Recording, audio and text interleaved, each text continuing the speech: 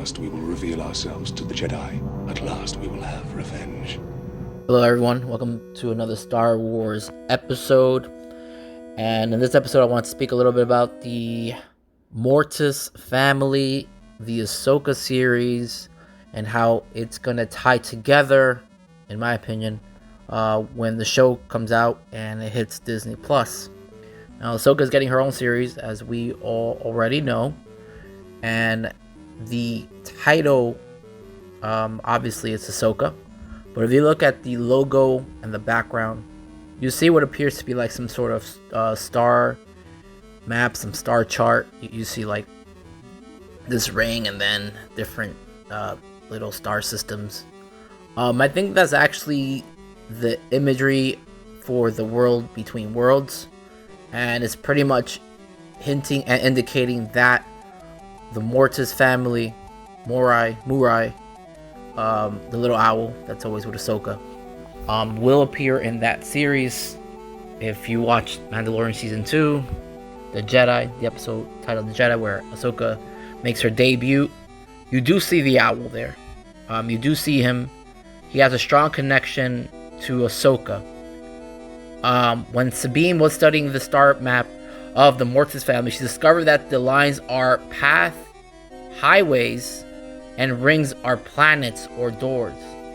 So when Sabine was looking at the star map, she noticed that the world between worlds had these pathways, these highways that linked every planet and created doorways, thus revealing some sort of nexus highway for the Force. These planets' doorways are probably the location, amount of different entrances they are into the world between worlds. And this indicates that the amount of entrances are endless. Even though it was destroyed in Season 4, Episode 13, the entrance to the world between worlds was destroyed. That does not mean there aren't multiple entrances. Because if you look at the map, there are highways that, at the end, point to the world between worlds. All these little highways, all these planets, each planet has a doorway, a pathway that leads to the world between worlds. And if you look at the Ahsoka title, you see this big ring, you see the circle in the middle. Even though this looks like a universe, which it probably is, the Star Wars galaxy. I mean the galaxy, not the universe, the galaxy. You see this middle entrance, which is the world between worlds. And then you see all these planets and these rings around it. That Ahsoka is gonna pretty much be about the world between worlds. The Mortis family. Morai, the owl. Those characters are all gonna appear. Ezra, Thrawn. Everybody's gonna appear.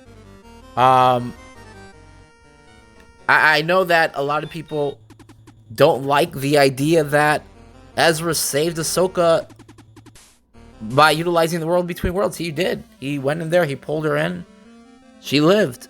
I know in Season 2 they show Ahsoka going down the temple, but who's that not to say that that's when Ezra already saved her? You know, Dave Filoni himself stated that he doesn't like going chronologically. He even teased that The Mandalorian, who's to say The Mandalorian isn't taking place before Star Wars Rebels? And we know that's not true, but he did tease that notion. You know, and how does this portal open? Who can enter it? How does this portal open? How come Palpatine just doesn't go in and kill all his enemies? Because you can't just at the end of the day, even if Palpatine is a strong Sith Lord, he's still a mortal. And not any mortal can just enter the world between worlds or time travel. And it's heavily hinted during the episode of Star Wars Rebels that the Mortis trio designed the concept and it was not meant for mortals. So to enter it, you have to have a connection with one of the ancient Force entities.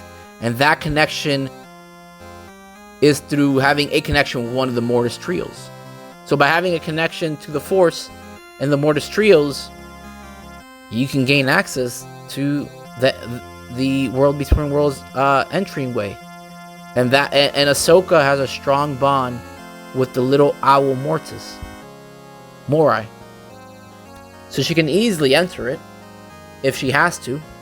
But we do know Ahsoka doesn't like messing with time, because she stopped Ezra from saving Kanan.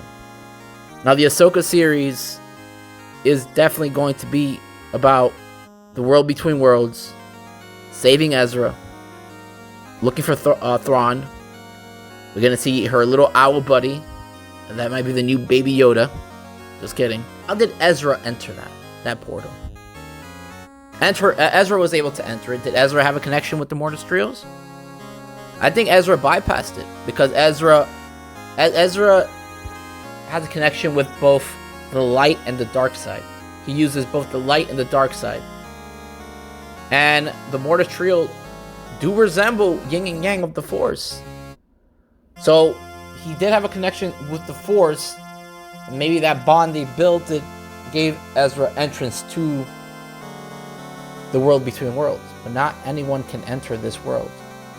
Guys, I really believe that this Ahsoka series will include the World Between Worlds. I think the logo that we're looking at is the World Between Worlds. That's a star chart that Sabine Wren was looking at herself when she was studying the Mortis family. And yeah, that's it. You know, Ahsoka was saved once. Yes, season 2 shows Ahsoka walking.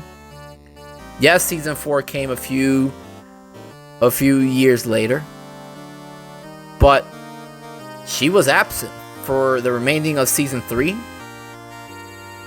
Season 4 up until they showed her again in that same episode where she went missing. Season 2 is pretty much her ending for season 4. And it just ties it together. Ezra went in there. He messed with time. The Mortis family gave him permission to do so. Morai himself allowed him to do that. And that's probably because he has a connection to Ahsoka. And he wanted Ahsoka's fate to be changed. Reason being, not sure. Maybe he himself didn't like the sequels. Who knows? Anyways, guys, subscribe, like the video, comment, tell me what your opinions are. In the Ahsoka series, do you guys think that is going to be regarding, or not regarding entirely, but do you think the World Between Worlds will be in the series? Do you think Ezra is going to be a big part of the show? And do you think Thrawn will be in that show? And if he is in that show, do you think he will meet his demise? Or do you think this is just a way to build up Grand Admiral Thrawn? Anyways, guys, thank you for watching. Take care.